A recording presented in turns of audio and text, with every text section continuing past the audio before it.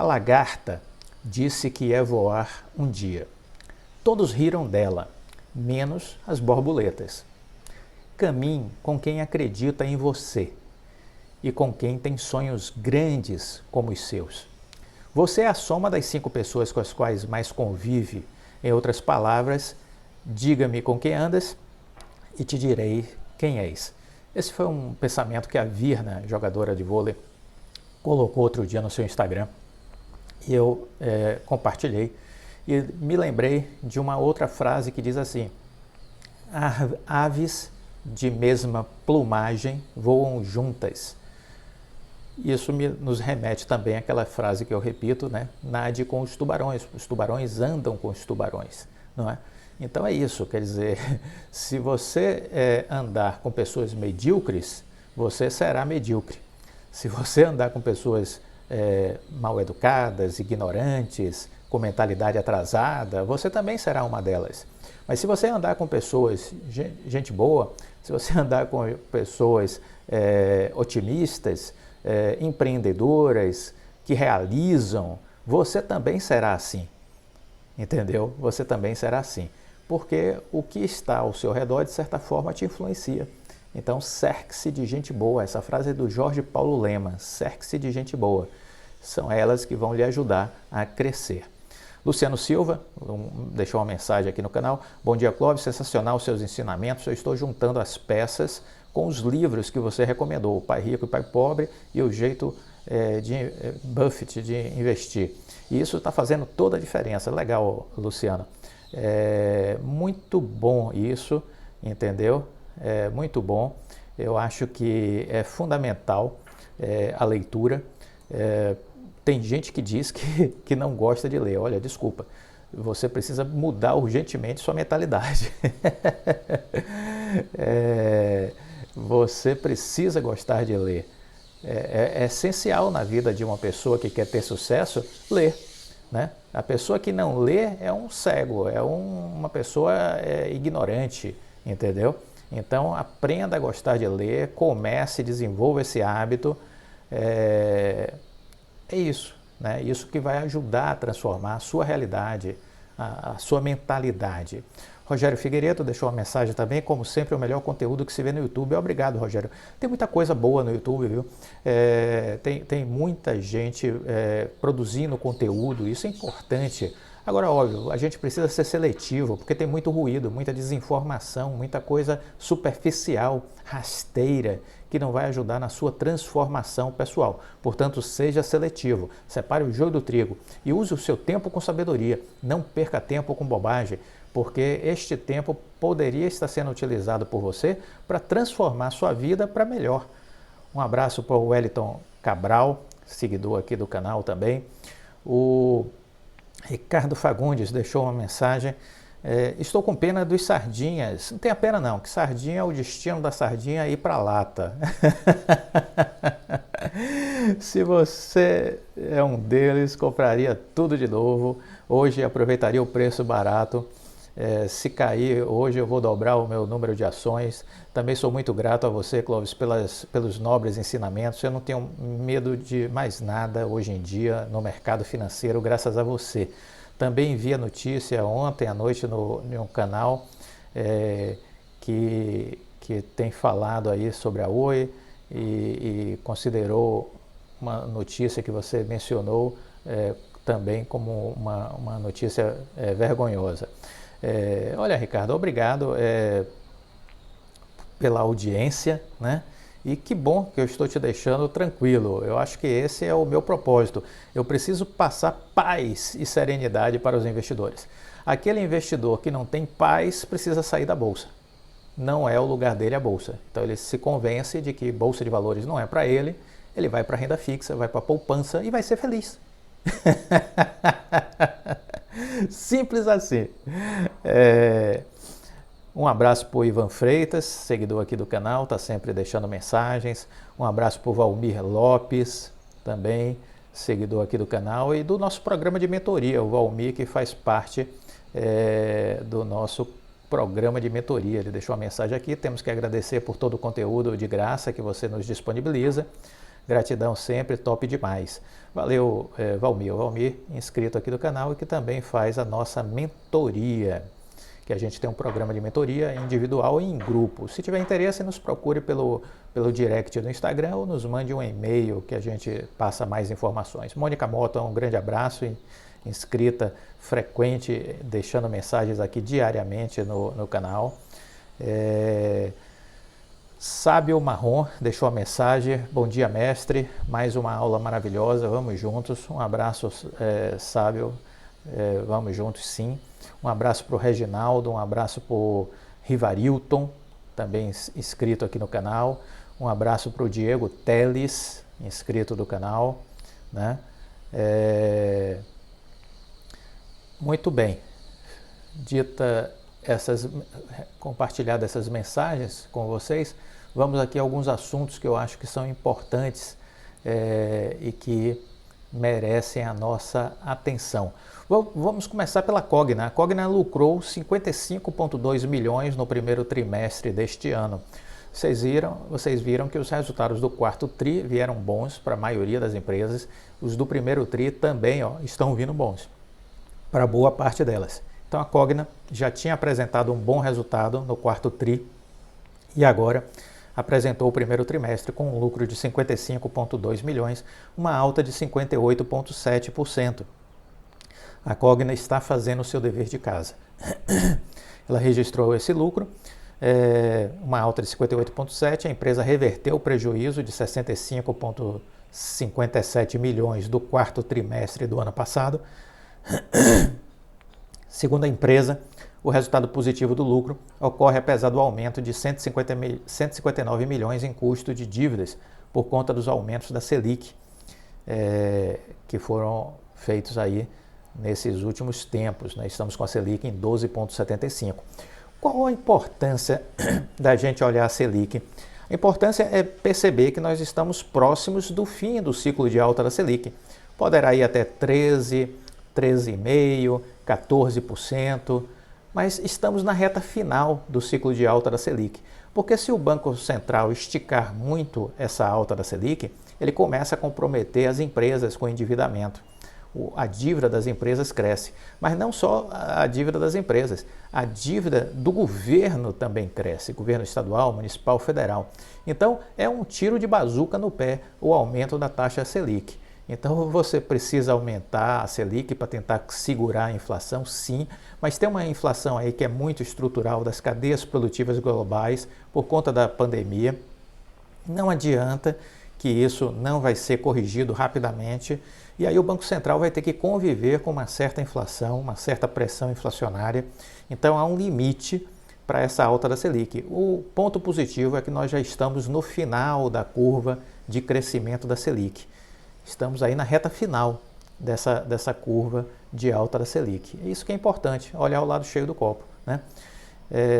A Cogna reportou um lucro antes de juros e impostos de depreciação de 428,5 milhões, um aumento de 27%, com margem de 36,4%. O EBITDA recorrente atingiu 401 milhões, um aumento de 24%, com margem de 34%. Esse resultado já reflete o direcionamento estratégico da empresa, que está fomentando mais qualidade de receita e margem de contribuição na Croton, disse a empresa. A receita avançou 6,4% para 1,17 bilhão, refletindo um resultado positivo também de Vasta, que supera em 99,7 milhões a receita líquida do primeiro TRI de 21. Em função do excelente ciclo comercial performado pela empresa em 2021 e pela retomada financeira das escolas privadas K12, a Cogna encerrou o primeiro trimestre com relação da dívida líquida pelo EBITDA, ajustado dos últimos meses, em 2,15 vezes, um pouco abaixo do 2,16 vezes do quarto trimestre de 2021. Então, acompanhe o que está acontecendo na Cogna, porque a Cogna está iniciando aí, vamos dizer, o seu processo de recuperação. A empresa Cogna está iniciando o seu processo de recuperação. Eu diria que o pior ficou para trás. O pior ficou para trás. A gente tem aí agora um cenário com um horizonte, vamos dizer assim, mais aberto para a empresa. certo? Então, estude as empresas. Estude as empresas. Quando se compram boas empresas, se você encontra uma boa empresa por um preço descontado, este é o momento de comprar. Entenda essa lógica, né? Você não compra na alta, você compra na baixa. Bom, a JBS também declarou o maior lucro para o primeiro trimestre de 2022, destacando a força das unidades que estão na América do Norte. A JBS reportou um lucro líquido de 5,15 bilhões de reais para o primeiro trimestre, foi uma disparada de 151,4%, ante os 2,04 bilhões do mesmo período do ano passado. Né? Foi o balanço financeiro divulgado na última quarta-feira. O lucro antes de juros, impostos, depreciação e amortização ajustado somou 10,08 bilhões de reais, um avanço de 47% ante o intervalo de janeiro a março do ano passado. A receita líquida ficou com 91 bilhões de reais no período, um aumento de 21% no ano a ano. E segundo a companhia, o forte desempenho operacional foi puxado pela unidade JBS Beef North America e a Pilgrim's Pride, que estão lá no hemisfério norte, né? Na América do Norte. A margem EBITDA ajustada consolidada do período foi de 11,1%. O frango nos Estados Unidos cresceu muito, a volta do food service teve impacto importante na demanda americana por proteína, disse o CEO global da empresa, o Gilberto Tomazoni, em entrevista ao canal de notícia Reuters. Ele afirmou que as operações norte-americanas da empresa estão com firme demanda interna e externa, principalmente nos segmentos de aves e bovinos. Durante o trimestre, apesar da contínua lentidão dos portos dos Estados Unidos, a empresa disse que o volume de carne bovina exportada foi mais de 6% maior do que no ano anterior. Por outro lado, as vendas de carne suína nos Estados Unidos para a China caíram, com o país agora ocupando o quinto lugar como principal fornecedor desse tipo de proteína para o país asiático. A China recompôs seu rebanho suíno, que já era previsto. Eles tinham sido bastante afetados por conta da peste suína africana e as importações estavam voltando para os níveis normais. No caso do Brasil, que também tem na China seu principal comprador de carne suína, Tomazoni afirmou que a companhia está buscando ofertar proteína no mercado interno ou direcionar para outros mercados, como Filipinas, além de tentar a abertura do México. Para ele, o cenário é diferente para a carne bovina, cuja demanda chinesa tende a se sustentar de forma estrutural em linha com o crescimento econômico do país asiático. A unidade de carne bovina da JBS no Brasil conseguiu aumentar as vendas em 24% no último TRI, apesar de uma queda de 5% no processamento de gado, porque a China temporariamente suspendeu alguns exportadores brasileiros. A alta no preço do gado doméstico pesou negativamente, assim como a queda no consumo total de carne bovina. Em relação à divisão Seara no Brasil, o aumento nos preços do milho e do farelo de soja foi parcialmente compensado pela capacidade da JBS de aumentar os preços dos produtos. Veja que as empresas repassam para o consumidor, entendeu? Essa é a lógica. Então, a pressão inflacionária, o aumento de custos, né, de combustível, tudo isso impacta na cadeia produtiva e vai sendo repassado para o consumidor. A gente é que acaba pagando essa conta. Então, esteja atento a isso, né? Tudo vai cair sempre no colo do cliente, do consumidor. Evidente que tem um cenário de aumento de custos dos grãos por uma questão relacionada aí à guerra lá da Rússia com a Ucrânia, estoque de passagem baixos, e o que a Seara tem feito é trabalhar nas coisas que a gente controla, trabalhar internamente na aquisição de grãos, etc. Então, notícias aí do balanço da JBS. É como eu sempre digo, estude a empresa. Você só pode investir no que você conhece. Não perca tempo investindo no que você não conhece. Entendeu? Não perca tempo investindo no que você não conhece. Invista no que você conhece. Isso é essencial, isso é fundamental para que você faça uma história de sucesso na Bolsa de Valores. Não invista naquilo que você não entende, naquilo que você não estudou. Adquira conhecimento. Adquira conhecimento. Bom, vamos falar um pouquinho sobre a arbitragem entre as Teles e a Anatel, porque isso interessa, isso é pauta da Oi também, né? Então, isso nos interessa. As Teles e a Anatel estão se degladiando, não podia ser diferente. As Teles querem ampliar ao máximo o tempo para análise da questão relacionada ao equilíbrio econômico dos contratos de concessão. E a Anatel quer restringir isso a 5 anos. Sabedoria da Anatel, né? Os contratos estão em desequilíbrio há muitos e muitos anos. A Anatel quer restringir a um corte temporal de apenas 5 anos. Negativo, Anatel. Né? Vamos ser honestos, vamos ser justos. Você tem que analisar o tempo todo do contrato de concessão, não é? Muita esperteza da Anatel querer dar um recorte de 5 anos. Negativo, Anatel. Isso é bandidagem. A palavra é essa. Isso é bandidagem, coisa de pilantra. Não, analisa o contrato todo. Desde quando o contrato existe, de X tempo. Desde quando ele começou a ficar em desequilíbrio? Está em desequilíbrio há 8, 10 anos. Faz a conta toda, vamos ser honestos. A Anatel precisa ser honesta.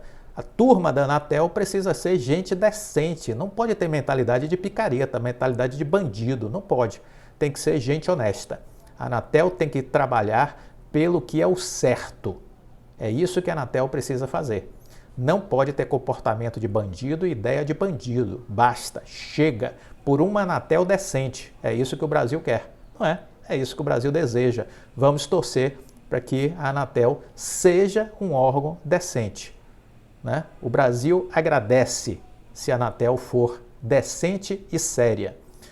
Então, o processo de arbitragem que as 4 teles solicitaram, Telefônica, Claro, Oi e Sercontel, para definir de vez o encontro de concessão das contas de telefonia fixa entre a União e as empresas, já foi iniciado.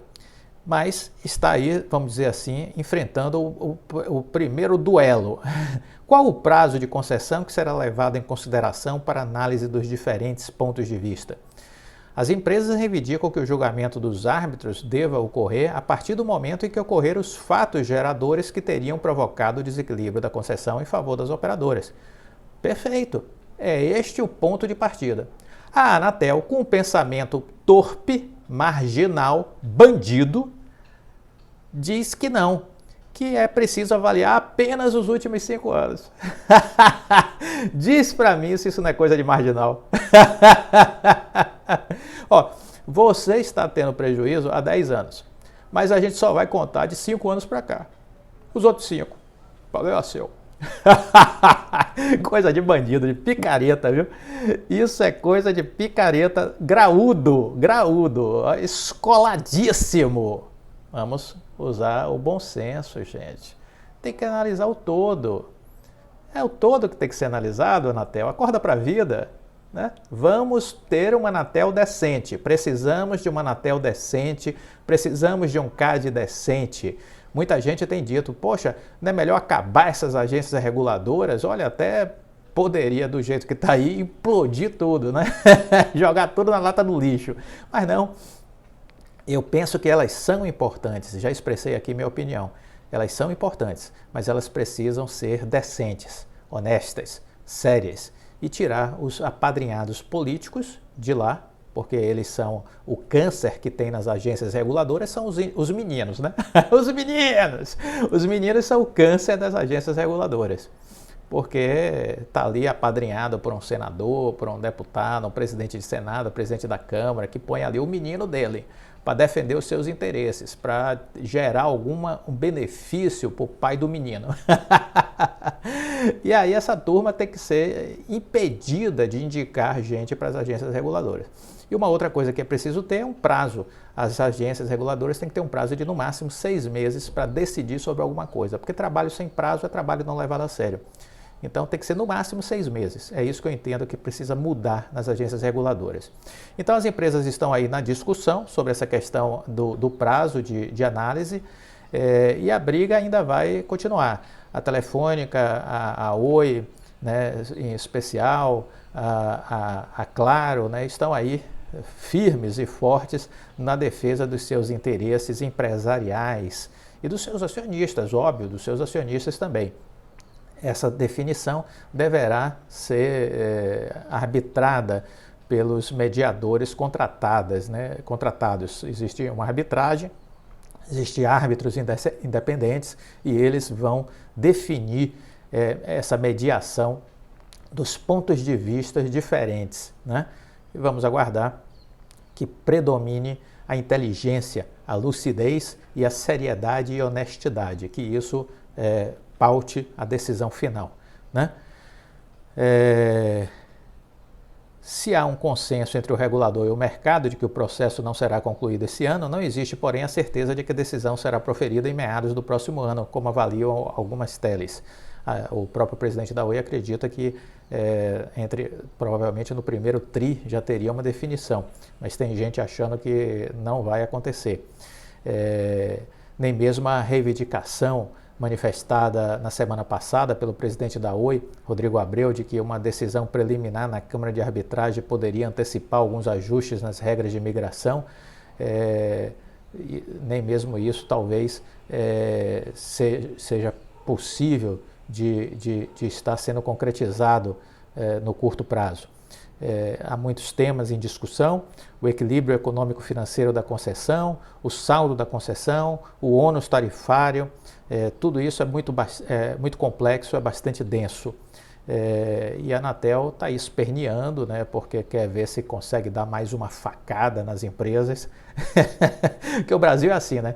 A máquina pública, o que move a máquina pública é tentar esfaquear as empresas ao máximo, né? É um país que não é para amadores, viu? Porque essa turma quer captar recursos para sustentar a máquina pública, os privilégios de poucos e a ineficiência de um Estado gigantesco que não consegue produzir para a sua população o que deveria. Tudo errado, tudo errado. E não é de agora, é de muitas décadas, né? E tudo isso campeia por conta de um povo ignorante, com baixíssimo nível educacional, que contribui para que essa turma lá de cima deite e role às nossas custas. Gostou do vídeo? Deixa o like, compartilhe com os amigos, fique com Deus e até a próxima.